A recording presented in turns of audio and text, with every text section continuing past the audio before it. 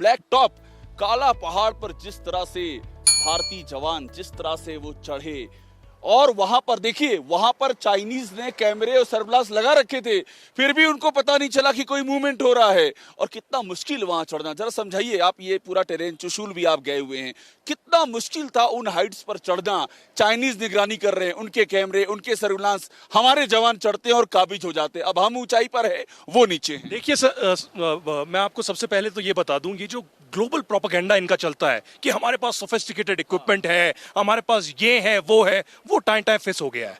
पहली बार मुझे लगता है एक जज्बे से, पहली बार फिर से जोर देंगे, पहली बार हुआ है, फर्स्ट टाइम। मैं पहली बार इसलिए नहीं कह रहा कि इंडियन आर्मी में कोई अचानक कोई जान आ गई या मैजिक हो गया। इंडियन आर्मी हमेशा से तैयार थी, लेकिन पॉलिटिकल एस्टैब्लिशमेंट में जो ग्रीन सिग्नल दिया है और बोला है आप अपना जज्बा, आप अपनी स्ट्रैटेजी, आप अपना परिश्रम आगे लगाइए और आपको हम कोई रोक टोक नहीं करेंगे, हम चाइना के साथ कोई डील नहीं करेंगे, तो चाइना को झटका लगा है। मैं जनसंसोई, ये जो हम देख रहे हैं, देखिए बार बार हम बात यही कर रहे हैं, ये जो हम इलाका पूरा देख रहे हैं, आप बात करते हैं चुशूल की, बात करते हैं पैंगोंग लेक का जो दक्षिणी किनारा है, जहां उन्होंने कोशिश की थी।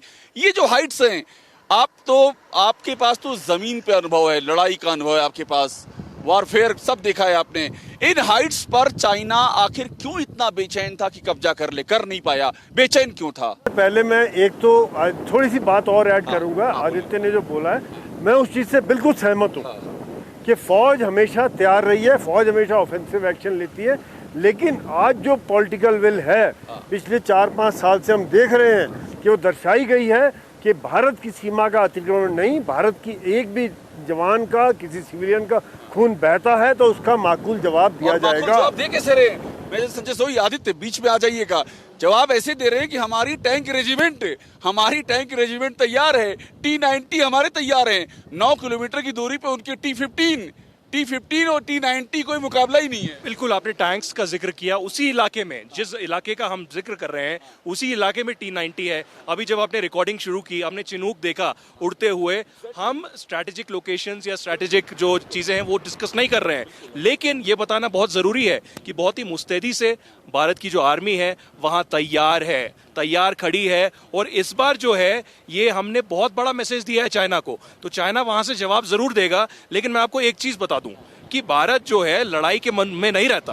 भारत वसुधैव कुटुंबकम में भी मानता है, भारत ग्लोबल डिप्लोमेसी में मानता है। तो चीन को हमने बहुत लॉन्ग रोप दिया, हमने चीन को बोला कि आप एक मिनट रुकूंगा। देखिए ये मूवमेंट, देखिए लगातार ये जो है, हम नीमो कारगिल का रास्ता है ये, लेकिन मूवमेंट देखिए, आर्मी का जो मूवमेंट है वो लगातार है। श्रीनगर लेह राजमार्ग है आदित्य, उसको बंद किया गया है। आर्मी का कॉन्वॉय, पूरे रास्ते में आर्मी का कॉन्वॉय देखते जा रहे हैं। ये बता रहा है कि हमारी तैयारी, बिल्कुल ये बता रहा है। मूवमेंट्स चलती रहती है, मैं उस पर ज्यादा जिक्र नहीं करूंगा, लेकिन श्रीनगर और लेह का जो राजमार्ग है कारगिल द्रास से होते हुए, वो बंद किया गया है सिक्योरिटी कारणों से। और बॉर्डर इलाकों में जो कम्युनिकेशंस हैं वो भी ठप कर दिए गए हैं, जो कि बेसिक स्टैंडर्ड ऑपरेटिंग प्रोसीजर है।